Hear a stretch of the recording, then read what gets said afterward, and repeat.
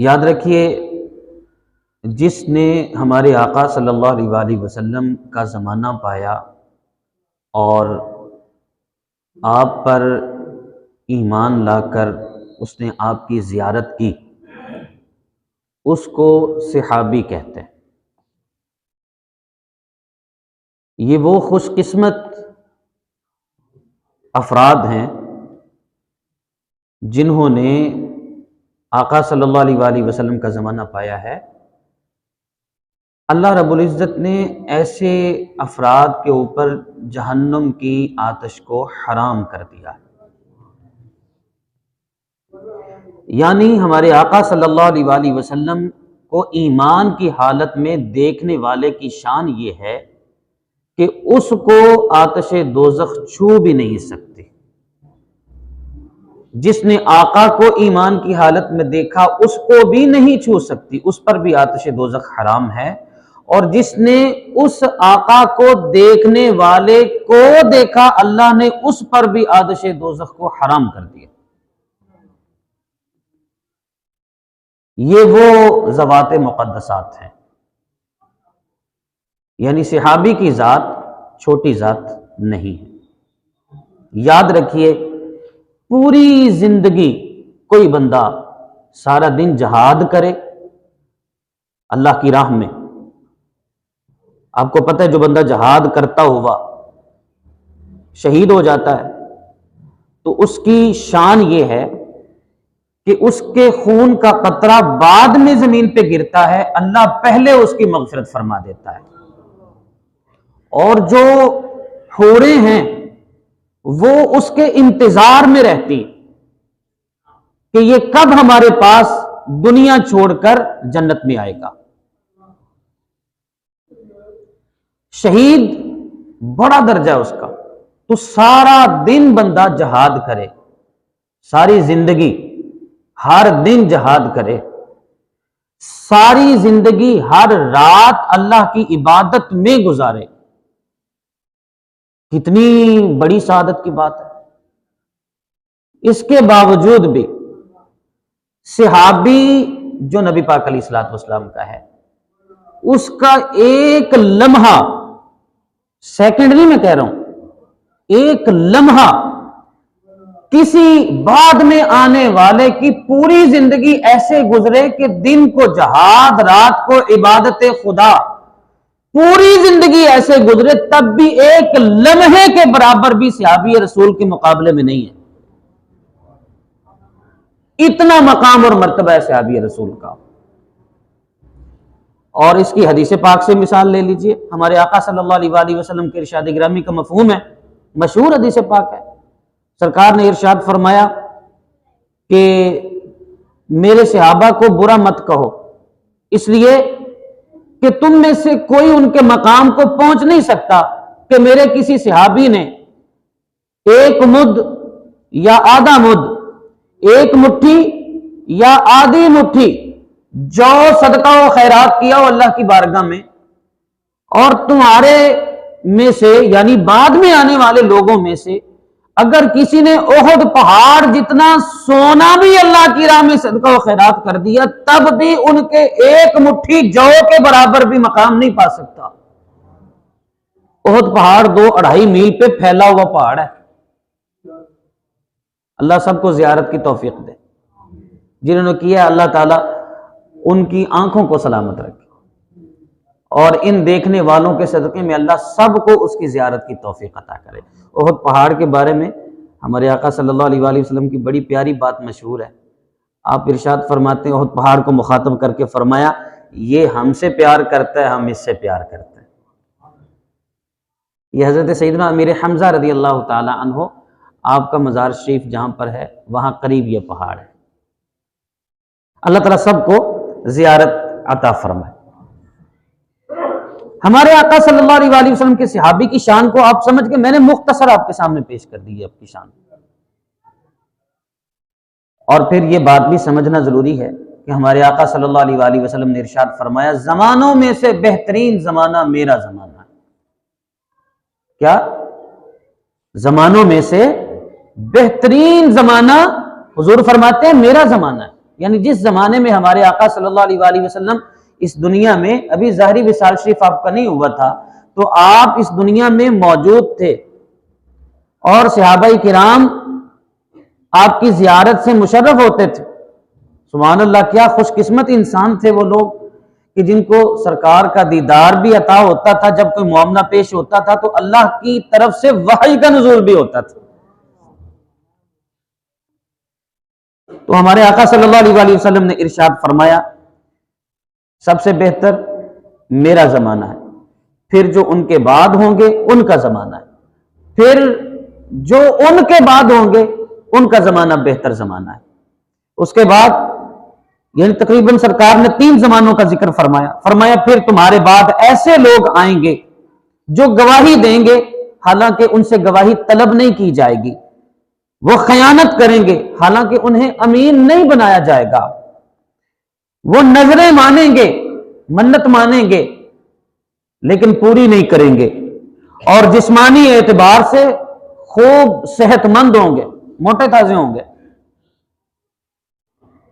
اچھا، یہ حدیث پاک کے ابتدائی جو چند الفاظ ہیں ان کی طرف ہم غور کرتے ہیں۔ سرکار نے فرمایا بہترین زمانہ میرا زمانہ ہے۔ حدیث پاک کے الفاظ ہیں خیر امتی قرنی۔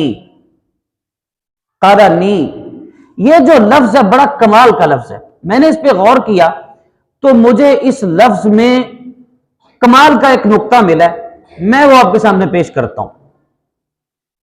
قرنی میں 4 حرف ہیں۔ کتنے؟ 4۔ نمبر 1 ہے قاف، نمبر 2 ہے را، نمبر 3 ہے نون، اور نمبر 4 یا۔ قرنی، قاف پہلا حرف ہے، را دوسرا حرف ہے، نون تیسرا حرف اور یا چوتھا حرف۔ آپ کی توجہ ہے نا میری طرف؟ یہ جو 4 حروف ہیں نا، ان 4 حروف میں بہت بڑا مسئلہ حل ہو رہا ہے۔ دیکھیے، سب سے پہلے خلیفہ حضرت جناب سیدنا صدیق اکبر رضی اللہ تعالیٰ عنہ، دوسرے خلیفہ حضرت جناب سیدنا عمر فاروق رضی اللہ تعالیٰ عنہ، تیسرے خلیفہ حضرت جناب سیدنا عثمان غنی رضی اللہ تعالیٰ عنہ، اور چوتھے خلیفہ حضرت سیدنا مولا علی کرم اللہ وجہہ الکریم۔ اچھا، یہ 4 خلفاء ہیں، 5ویں خلیفہ حضرت امام حسن بھی ہیں۔ اچھا، یہ چاروں کے بارے میں جو زیادہ مشہور ہے چونکہ، تو سرکار نے ارشاد فرمایا بہترین زمانہ میرا زمانہ ہے، قرنی میرا زمانہ۔ گویا سرکار نے اس لفظ کے اندر اپنے بعد میں آنے والے زمانوں کا تذکرہ خود سے ہی ارشاد فرما دیا۔ کیسے؟ قرنی کا پہلا حرف ہے قاف اور صدیق کا آخری حرف ہے قاف، قرنی کا دوسرا حرف ہے را اور عمر کے آخری حرف را، اور قرنی کا تیسرا حرف ہے نون، اور سرکار کے تیسرے خلیفہ بالترتیب آئیے حضرت عثمان کا آخری حرف نون، قرنی کا چوتھا حرف ہے یا، اور علی کا آخری حرف ہے یا۔ گویا سرکار نے خود ہی ارشاد فرما دیا تھا کہ میرے بعد بالترتیب یہی 4 خلفاء ہوں گے، بالترتیب یہی 4 خلفاء ہوں گے۔ سرکار نے اپنے ارشاد میں یہ سارا کچھ بیان فرما دیا۔ سرکار نے فرمایا خیر امتی قرنی، میرا زمانہ بہترین زمانہ ہے۔ گویا سرکار فرما رہے ہیں ان 4 کی خلافت کا زمانہ میرا ہی زمانہ ہے۔ اس لیے ان 4 خلفاء کرام کی بالترتیب جو خلافت ہے وہ حضور کے اس فرمان سے ثابت ہے۔ وہ آپ اشارتاً سمجھ لیں، وہ آپ وضاحت کے طور پر سمجھ لیں، اور احادیث مبارکہ کے اندر واضح طور پر موجود ہے۔ صحابہ کرام سب سے بہتر اپنے میں سے سب سے بہترین حضرت جناب سیدنا ابوبکر صدیق رضی اللہ تعالیٰ عنہ کو ہی سمجھا کرتے تھے۔ حضرت عمر فاروق رضی اللہ تعالیٰ عنہ بھی خود اپنے سے بہتر کہا کرتے تھے، ہم سب میں سے بہترین حضرت ابوبکر صدیق رضی اللہ تعالیٰ عنہ۔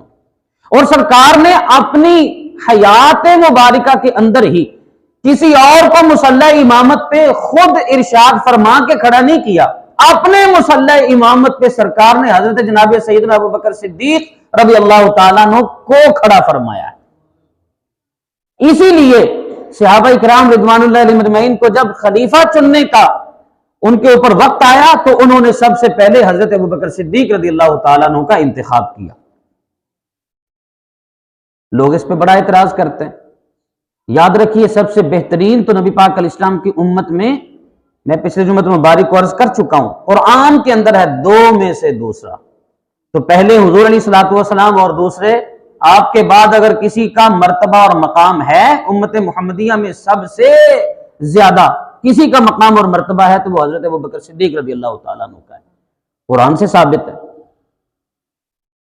حضرت ابوبکر صدیق رضی اللہ تعالیٰ عنہ آپ اتنے متقی اور پرہیزگار ہیں کہ قرآن ان کے متقی ہونے کا گواہ ہے۔ حضرت عمر فاروق رضی اللہ تعالیٰ عنہ کہتے ہیں میرے پاس کچھ مال آیا تو میں نے اب یہ سوچا کہ سرکار نے بھی ارشاد فرمایا ہے تو میں نے سوچا کہ اب میں سب سے بڑھ جاؤں گا، اب میں سرکار کی بارگاہ میں مال پیش کروں گا۔ دیکھیے جب بھی سرکار فرماتے تھے نا لاؤ بھائی اللہ کی راہ میں دو، جس کو اللہ نے جتنا دیا ہے، ہمت دی ہے، توفیق دی ہے، استطاعت دی ہے، لاؤ اللہ کی راہ میں دو، تو صحابہ کرام بڑھ چڑھ کر پیش کرتے تھے اللہ کی راہ میں، حضور کی بارگاہ میں پیش کر دیتے اور حضور علیہ الصلوۃ والسلام جہاں چاہتے پھر اس کو ضرورت ہوتی جس جگہ پر جو بھی مناسب ہوتا وہاں پر آپ خرچ فرماتے تھے اور تقسیم فرما دیتے تھے۔ تو حضرت عمر فاروق رضی اللہ تعالیٰ عنہ کہتے ہیں میں نے سوچا اس بار تو میں نمبر لے جاؤں گا، کہتے ہیں میں نے آدھا مال جو جتنا مال آیا تھا اس میں سے آدھا حضور کی بارگاہ میں پیش کر دیا، آدھا گھر والوں کے لیے اور باقی معاملات کے لیے رکھ لیا۔ اور جب میں حضور کی بارگاہ میں پہنچ گیا سرکار نے فرمایا عمر کتنا لے کے آئے؟ عرض کیا حضور جتنا تھا اس میں سے آدھا گھر والوں کے لیے چھوڑ آیا ہوں، آدھا آپ کی بارگاہ میں پیش کر دیا۔ سرکار نے فرمایا بہت اچھا، بہت خوب۔ کہتے پھر تھوڑا ہی وقت گزرا تھا کہ حضرت ابوبکر صدیق رضی اللہ تعالیٰ عنہ حضور کی بارگاہ میں حاضر ہوئے، وہ بھی مال لے کر آئے۔ سرکار نے پوچھا کہ ابوبکر کتنا لے کر آئے ہو؟ عرض کیا حضور سب کچھ آپ کی بارگاہ میں پیش کر دیا۔ فرمایا سب کچھ؟ عرض کیا حضور سب کچھ پیش کر دیا۔ تو فرمایا گھر والوں کے لیے کیا رکھا؟ عرض کیا حضور گھر والوں کے لیے اللہ اور اس کا رسول چھوڑ آیا ہوں۔ اللہ اکبر، گھر والوں کے لیے اللہ اور اس کا رسول چھوڑ آیا ہوں۔ جو اپنا تن من دھن حضور کی بارگاہ میں پیش کر دیتے ہوں لوگ ان پر اعتراض کرتے ہیں۔ صحابہ کرام کے بارے میں ہمارے آقا صلی اللہ علیہ وسلم کا بڑا واضح طور پر فرمان ہے، فرمایا آپ کے ارشاد گرامی کا مفہوم ہے، فرمایا میرے صحابہ کو برا مت کہو۔ ایک حدیث پاک کا مفہوم ہے، سرکار نے فرمایا میرے صحابہ کے بارے میں میرا لحاظ کرنا۔ جس طرح کہا جاتا ہے نا کہ یار چل ہو گئی نا چل کوئی غلطی ہو گئی ہے، کوئی گل بات ہو گئی ہے، چل تم میرا لحاظ کرنا یار، میرے لحاظ نال چل چھڑتے۔ سوچئے ہمارے آقا صلی اللہ علیہ وسلم فرما رہے ہیں میرا لحاظ کرنا۔ جب سرکار کی ذات ہمارے سامنے ہوگی نا تو کبھی بھی ہم کسی صحابی کو برا نہیں کہیں گے۔ یاد رکھیے اس سے بڑا منافق اور بدبخت آدمی نہیں ہو سکتا کوئی بھی جو کسی بھی صحابی کے خلاف بکواس کرے، کسی بھی صحابی کے۔ یاد رکھیے جو صحابی ہیں بھلے فتح مکہ سے پہلے بھلے فتح مکہ کے بعد جو بھی صحابی رسول ہیں، اچھا مجھے ایک بات بتائیے کیا کوئی صحابی نماز پڑھ کر بنتا ہے کہ بہت زیادہ نمازیں پڑھ لی ہیں تو صحابی بن گیا؟ بولیے۔ میں نے پہلے آپ کو بتا دیا کہ صحابی کیسے بنتا ہے، سرکار کی ایمان کی حالت میں زیارت کرنے سے۔ تو صحابی ہونے کا تعلق اعمال سے نہیں ہے، بات سمجھ آ رہی ہے آپ کو؟ صحابی ہونے کا تعلق نماز سے نہیں ہے، روزے سے نہیں ہے، حج سے نہیں ہے، زکوٰۃ سے نہیں ہے، بات سمجھ آ رہی ہے نا آپ کو؟ صحابی ہونے کا تعلق کس سے ہے؟ سرکار کی ذات کی زیارت سے ہے نا۔ تو جس نے سرکار کی زیارت کر لی وہ صحابی ہو گیا۔ اب اس کے لیے اللہ کا فرمان یہ ہے کہ رضی اللہ عنہم ورضوا عنہ، وہ اللہ سے راضی ہے، اللہ ان سے راضی ہے۔ اس کے لیے سرکار نے فرما دیا ہے میرا لحاظ رکھنا، میری صحابیت کا لحاظ رکھنا کہ وہ میرا صحابی ہے، میری نسبت کا لحاظ رکھنا، سرکار یہ فرما رہے ہیں۔ تو جس نے کسی صحابی کو برا کہا یا اس کے خلاف بولا یاد رکھیے اس نے سرکار کی نسبت کا لحاظ نہیں کیا، اس لیے وہ بدبخت ہے، منافق ہے، گمراہ ہے، بددین ہے۔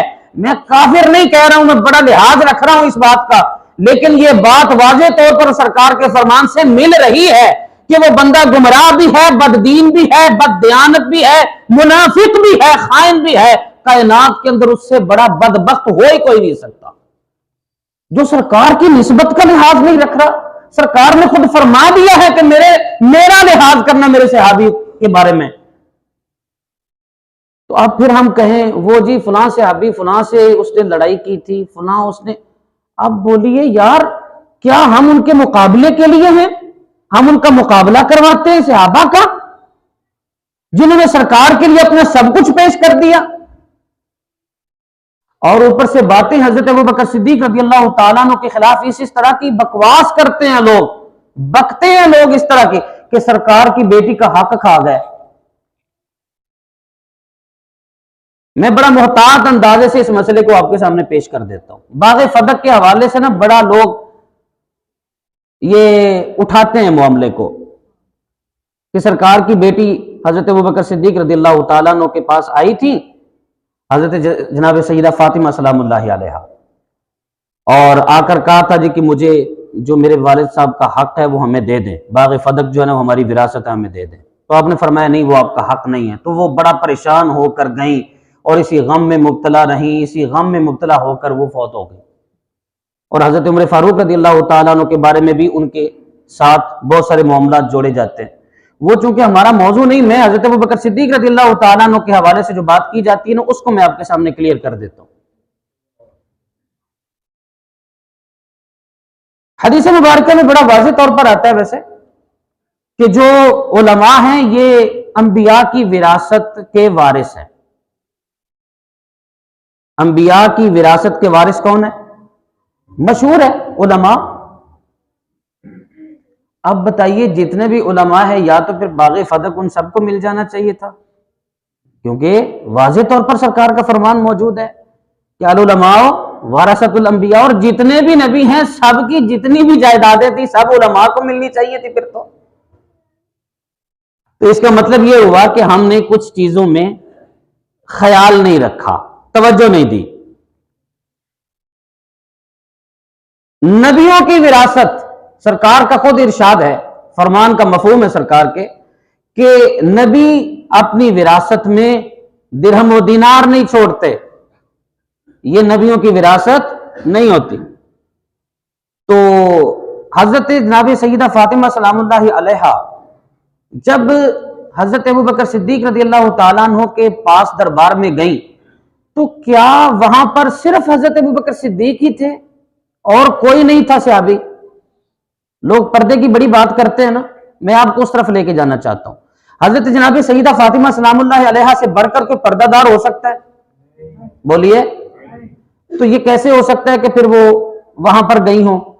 پہلی بات تو یہ، لیکن چونکہ بخاری شریف کی حدیث ہے، لوگ بخاری شریف کو بہت مانتے ہیں نا، تو اس لیے میں اس چیز کا انکار تو نہیں کر سکتا، سرکار کی حدیث کا میں کیسے انکار کر سکتا ہوں؟ تو پہلی بات تو یہ حضرت علی کرم اللہ وجہ الکریم کدھر تھے؟ حضرت مولا علی پاک کدھر تھے؟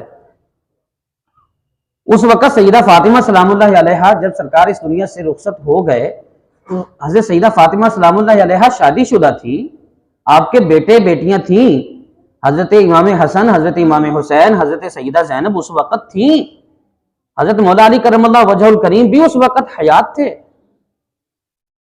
تو اگر حضرت سیدہ فاطمہ لینے کے لیے بھی گئیں، اپنا حق کہتے ہیں باغ فدق لینے کے لیے بھی گئیں، تو اکیلی کیوں گئیں؟ خاوند کے ساتھ کیوں نہیں گئیں؟ تو یہاں سے بھی تھوڑا بہت معاملہ آگے پیچھے ہوتا ہے۔ دوسری بات یہ کہ جب سیدہ فاطمہ سلام اللہ علیہا نے یہ بات کہی کہ باغ فدق ہمارا حق ہے ہمیں دے دیں، حضرت ابوبکر صدیق رضی اللہ تعالیٰ عنہ کے الفاظ کیوں نہیں یاد کیے جاتے کہ انہوں نے کہا کہ دیکھیے میں اپنا سب کچھ دین اسلام کے لیے دے چکا، میرا اب بھی سب کچھ آپ کا ہے، سرکار کی آل کا ہے، میں پہلے سرکار کی بارگاہ میں بھی پیش کرتا تھا، سرکار کی آل کے بارے میں بھی میرا یہی خیال ہے کہ سب کچھ آپ کا ہے، لیکن باغ فدق آپ کا نہیں ہے، یہ کیونکہ سرکار صلی اللہ علیہ وسلم کی وراثت ہے ہی نہیں۔ جب نبیوں کی وراثت نہیں ہوتی تو نبیوں کے سردار بادشاہ کی کیسے وراثت ہو سکتی ہے؟ تو اس لیے یہ آپ کی وراثت نہیں ہے۔ تو سیدہ فاطمہ سلام اللہ علیہا واپس چلی گئی۔ کہا جاتا ہے کہ حضرت ابو بکر صدیق رضی اللہ تعالیٰ عنہ نے ان کی وراثت نہیں دی۔ جب سرکار صلی اللہ علیہ وسلم اس دنیا سے تشریف لے گئے، اس وقت آپ کی بیویاں یہاں پر موجود تھیں، دنیا کے اندر نا بیویاں موجود تھیں۔ تو وراثت کے جو حقوق، وراثت کے جو حصے ہوتے ہیں وہ سارے کے سارے قرآن کے اندر بیان ہو چکے تھے۔ پہلے تھا کہ وصیت کر کے جو بھی مرتا ہے پہلے وصیت کر کے مرے، لیکن جب سرکار صلی اللہ علیہ وسلم اس دنیا سے تشریف لے گئے تو قرآن مکمل نازل ہو چکا تھا اس سے پہلے، اور قرآن کے اندر جس کا جتنا حصہ بنتا ہے وہ آیات نازل ہو چکی تھی، وصیت کا حکم منسوخ ہو چکا تھا، اور وراثت کے جس کا جتنا حصہ بنتا ہے وہ سب کے سب قرآن کے اندر بیان ہو چکے تھے۔ تو بیوی کا بھی حصہ بنتا ہے کہ نہیں؟ بولیے بھئی، جو اس دنیا سے چلا جائے اس کی جو وراثت ہو صرف بیٹی کا ہی حصہ بنتا ہے یا بیوی کا بھی بنتا ہے؟ میں آپ سے پوچھ رہا ہوں، بیوی کا بھی بنتا ہے کہ نہیں؟ بولیے، بیوی کا بھی بنتا ہے کہ نہیں؟ بیٹی کا بھی بنتا ہے، بیوی کا بھی بنتا ہے۔ تو حضرت ابو بکر صدیق رضی اللہ تعالیٰ عنہ کی بیٹی سیدہ عائشہ صدیقہ رضی اللہ تعالیٰ عنہ حضور کی بیوی ہیں۔ حضرت ابو بکر صدیق رضی اللہ تعالیٰ عنہ نے اگر بیٹی کو نہیں دیا، نبی پاک علیہ السلام کی بیٹی کو نہیں دیا، تو اپنی بیٹی کو بھی نہیں دیا، حالانکہ وہ سرکار کی بیوی ہیں۔ اس کا مطلب یہ ہے کہ اس سے بھی تھوڑا سا معاملہ ذہن میں آتا ہے کہ لوگوں نے آپ کے خلاف بات کی ہے، اس لیے کہ اگر آپ نبی پاک علیہ السلام کی بیٹی کو نہیں دے رہے تو آپ نبی پاک کی بیوی کو بھی وہ نہیں دے رہے، حالانکہ وہ آپ کی بیٹی تھی۔ تو انہوں نے تو کوئی تقاضا نہیں کیا، اس کا مطلب حضور کی وراثت نہیں تھی۔ یہ سیدہ عائشہ صدیقہ رضی اللہ تعالی عنہا بھی جانتی تھی، اور سیدہ عائشہ صدیقہ رضی اللہ تعالی عنہا وہ ہستی ہیں کہ امت محمدیہ میں سب سے زیادہ فقہی مسائل اور سب سے زیادہ دین ہمیں ان سے پہنچا ہے، تو وہ زیادہ جانتی تھی اس مسئلے کو۔ وہ بھی تو مان سکتی تھی کہ ہاں جی ابا جی مجھے تو دیں، چلو نبی پاک کی بیٹی کو نہیں دیا، نبی پاک کی بیوی کو تو دے دیں۔ انہوں نے بھی نہیں مانگا، اس کا مطلب یہ ہے کہ وہ اس مسئلے کو جانتی تھی۔ اور مجھے ایک عالم صاحب کی بات بہت اچھی لگی، انہوں نے کہا سیدہ فاطمہ سلام اللہ علیہا گئی تھی، لیکن چیک کرنے کے لیے گئی تھی کہ کہیں جذبات کی روح میں آ کر حضرت ابوبکر صدیق بہت تو نہیں جاتے اور شریعت محمدیہ سے آگے پیچھے تو نہیں ہو جاتے، کیونکہ میرے بابا نے تو فرمایا ہے کہ علماء ہی انبیاء کی وراثت کے وارث ہوتے ہیں، اور انبیاء کی وراثت درہم و دینار نہیں ہوتی۔ تو کہیں میں جاؤں، ہو سکتا ہے یہ آگے پیچھے ہو جائیں، یہ نہ ہو کہ لوگوں نے غلط خلیفہ منتخب کر لیا ہو، تو میں چیک تو کروں کہ میرے بابا کی شریعت تو کہیں آگے پیچھے نہیں ہو رہی۔ یہ وہ ہستیاں ہیں جنہوں نے شریعت بچانے کے لیے اپنا پورا کنبہ قربان کیا ہے کربلا کے میدان میں۔ انہوں نے شریعت کے خلاف نہیں جانے دیا کسی کو، اپنا سب کچھ کٹوا دیا، قربان کر دیا۔ اور آج کہا جائے کہ سیدہ فاطمہ صرف ایک زمین کے ٹکڑے کے لیے اس طرح گئی تھی، یہ بات غلط ہے۔ انہوں نے چیک کیا ہے کہ میرے بابا کی شریعت سلامت رہے ہے یا نہیں، تو وہ بالکل مطمئن ہو کر گئی کہ ہاں یا اللہ تیرا شکر ہے کہ میرے بابا کی جو شریعت ہے جو وہ دے کر گئے، تربیت کر کر گئے، بالکل ٹھیک تھی۔ پھر حضرت سیدہ فاطمہ سلام اللہ علیہا کو مان لیا، چلو انہوں نے حق نہیں دیا۔ مولا علی کرم اللہ وجہ کریم کدھر تھے؟ انہوں نے کیوں نہیں کہا جی میری بیوی کا حق کیوں نہیں دیتے؟ چلیں، حضرت ابوبکر صدیق رضی اللہ تعالیٰ عنہ بڑے سخت تھے جی، مان لیا۔ اللہ تعالیٰ معاف کرے، کبھی بھی کوئی صحابی غلط نہیں ہے، سخت نہیں ہے۔ قرآن کہتا ہے رحماء بینہم، وہ آپس میں رحم دل ہیں۔ جب قرآن گواہی دے رہے تو ہم کیوں ان کو سخت ہیں؟ لیکن مان لیا، چلو بات مان لی کہ کسی نے کہہ دیا کہ حضرت ابوبکر صدیق نے حق نہیں دیا، تو حضرت علی کدھر تھے؟ حیدر کرار، مشکل کشا، شیر خدا، چپ کر کے بیٹھ گئے۔ بیوی کو حق نہیں دیا، بیوی کا حق مار لیا، حضرت علی چپ کر کے بیٹھے رہے۔ کوئی ایک روایت نہیں مل سکتی کہ حضرت علی کرم اللہ وجہ کریم نے کوئی بات کی ہو۔ ایک بات۔ دوسری بات، حضرت ابوبکر صدیق رضی اللہ تعالیٰ عنہ کا دور خلافت گزر گیا، حضرت عمر فاروق رضی اللہ تعالیٰ عنہ کا دور خلافت آیا، حضرت علی نے پھر بھی ان سے کوئی ڈیمانڈ نہیں کی۔ تیسری بات، حضرت عثمان غنی رضی اللہ تعالیٰ عنہ کا زمانہ آیا خلافت کا، حضرت علی نے پھر بھی کوئی ڈیمانڈ نہیں کی۔ چلو تینوں خلافت کے زمانے گزر گئے، اب تو मौला अली की खिलाफत आ गई, उन्होंने बागे फदक अपनी बीवी का हिस्सा फिर आगे अपने बेटों बेटियों को क्यों नहीं दिया? इसका मतलब मामले में कुछ और है। लोग पीछे साजिशें करते हुए नजर आते हैं, लोगों ने जहनों को खराब किया है। मौला अली करमल्लाह वजहुल करीम भी दीन को जानते थे, सैयदा फातिमा सलामुल्लाह अलैहा भी दीन को जानती थी, और नबी पाक अलैहिस्सलाम की अज़वाज भी दीन को जानती थी। इसलिए और सहाबा इकराम तो खास तौर पर हुजूर के दीन को जानते थे। ऐसे नहीं हुजूर ने फरमाया था कि सबसे बेहतरीन जमाना मेरा जमाना है, फिर उनका जमाना जो मेरे बाद आएंगे, फिर उनका जमाना जो मेरे बाद आएंगे, फिर उसके बाद का हुजूर इस्लाम ने फरमाया कि फिर लोग जो है वो गुमराह होना शुरू हो जाएंगे। सरकार ने ऐसे नहीं फरमा दिया था। इसका मतलब यह है कि सरकार देख रहे थे, अल्लाह ने जो आपको इल्म दिया, अल्लाह ने जो आपको नजर दी, बसारत दी, सरकार देख रहे थे कि ऐसे ऐसे फितने उठने वाले हैं। इसलिए सरकार ने सब कुछ सहाबा इकराम के बारे में पहले ही इरशाद फरमा दिया था, और अपने मिंबर और अपने मुसल्ले पर सरकार ने हजरत अबू बकर सिद्दीक को पहले ही खड़ा कर दिया था, ताकि लोग कोई एतराज कर ही ना सके। बल्कि हजरत अबू बकर सिद्दीक रज़ी अल्लाह तआला अन्हु एक मरतबा मौजूद नहीं थे। सरकार ने फरमाया अबू बकर से कहो नमाज करवाए, अबू बकर से कहो नमाज करवाए। सरकार उन दिनों में अदालत से थे, तो सरकार ने फरमाया अबू बकर से कहो नमाज करवाए। तो किसी ने कहा कि हजरत उमर फारूक रज़ी अल्लाह तआला अन्हु वो नमाज कराने लगे हैं, तो सरकार क्या हजरत उमर फारूक रज़ी अल्लाह तआला अन्हु को कह दिया जाए? अबू बकर तो यहां मौजूद नहीं। फरमाया ला, नहीं, अबू बकर से कहो आकर करवाए, अबू बकर का इंतजार करो। मतलब ये था अबू बकर का इंतजार करो, वही मेरे मुसल्ले पे खड़े होकर नमाज करवाएगा। तो हज़रत अबू बकर सिद्दीक को तो हुजूर ने खुद अपने मुसल्ले पे खड़ा किया यार। और सरकार की उम्मत में सबसे बेहतरीन और सबसे अफजल और आला मकाम वाले हजरत अबू बकर सिद्दीक रज़ी अल्लाह तआला अन्हु हैं। और देखिए सरकार ने फरमाया मेरे दो वजीर इस दुनिया के अंदर भी हैं, जमीन पर, दो वजीर मेरे आसमानों पर भी हैं। सरकार ने सफीर नहीं फरमाया। आप सियासत की सूझबूझ बहुत रखते हैं, मैं आपसे पूछता हूं सफीर और वजीर में बड़ा फर्क होता है। वजीर, मैं बात मुख्तसर कर रहा हूं ताकि जल्दी जल्दी निकले आगे। वजीर उस जगह पर होता है जहां पर हमारी हुकूमत होती है। पाकिस्तान में हमारे वजीर हैं, बाहर के मुल्कों में हमारे वजीर नहीं, सफीर होते हैं, ऐसे ही ना।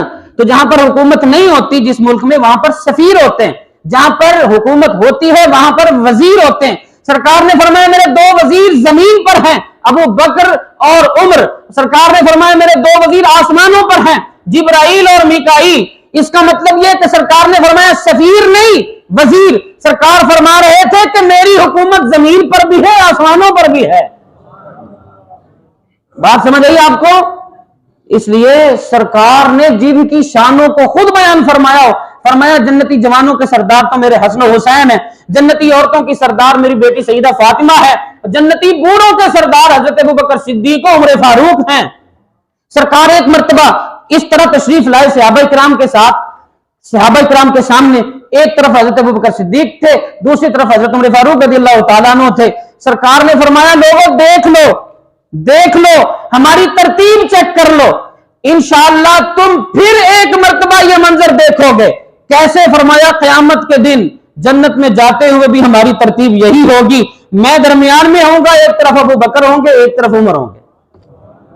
सरकार जिस जगह तशरीफ फरमा है वो जन्नत का टुकड़ा है, जन्नत ही है, रियाजुल जन्ना जन्नत ही है, जन्नत का हिस्सा है।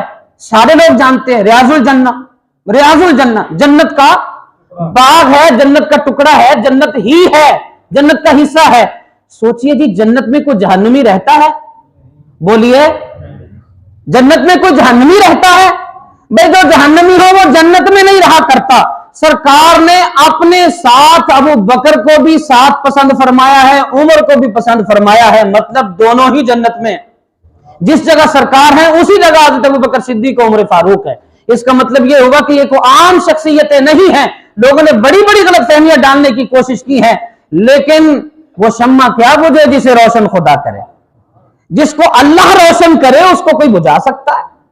तो ये सहाबा वो हैं जिनके लिए सरकार ने फरमाया है कि अल्लाह ने अज़ल में देखा, अज़ल में देखा, आलमे अरवाह में अल्लाह ने अज़ल में देखा, जो बेहतरीन दिल थे अल्लाह ने मेरी सहाबियत के लिए उनको मुंतखब फरमा दिया। सहाबा तो वो सहाबा है। तो आज उनके खिलाफ अगर कोई बकवास करेगा तो हमसे बर्दाश्त नहीं। किसी भी सहाबी के खिलाफ कोई भी बात करेगा तो वो बर्दाश्त के बाहर है। یہ بات یاد رکھ لیں، صحابہ جیسے بھی ہیں حضور کے صحابہ ہیں، اور صحابہ کا تعلق میں پھر آپ کو بتا رہا ہوں، صحابیت کا تعلق، صحابی کہہ دیا نا، صحابی کہہ دیا، جب صحابی کہہ دیا تو نماز روزہ حج زکات سے ان کا کوئی تعلق، جنگ سے جہاد سے ان کے معاملات میں کیا اختلاف ہوا، کیا غلطیاں کیا نہیں، ان کا کوئی تعلق ہی صحابیت سے نہیں ہے۔ جس کو صحابی کہہ دیا گیا ہے بس وہ رضی اللہ عنہم ورضوا عنہ، یہ ان کے پاس سرٹیفکیٹ ہے۔ ہر صحابی نبی جنتی جنتی، بات سیدھی سی قرآن اور حدیث سے یہ بات ثابت ہے۔ ہر صحابی نبی، بولیے ہر صحابی نبی، ہر صحابی نبی، بھائی اونچی بولیے نہیں، یہ عقیدہ ہے، یہ عقیدہ ہے، اعلان ہو جائے گا اور یہ زبان بھی گواہی دے گی قیامت کے دن کہ یا اللہ اس نے تیرے محبوب کے صحابہ کو جنتی کہا ہے۔ تو ہر صحابی نبی، ہر صحابی نبی، ہر صحابی نبی، اللہ اسی عقیدے پہ ہمیں زندہ رکھے، اسی عقیدے پہ ایمان پہ موت عطا فرمائے۔ وما علینا الا البلاغ المبین۔ سنت ادا کر لیجیے۔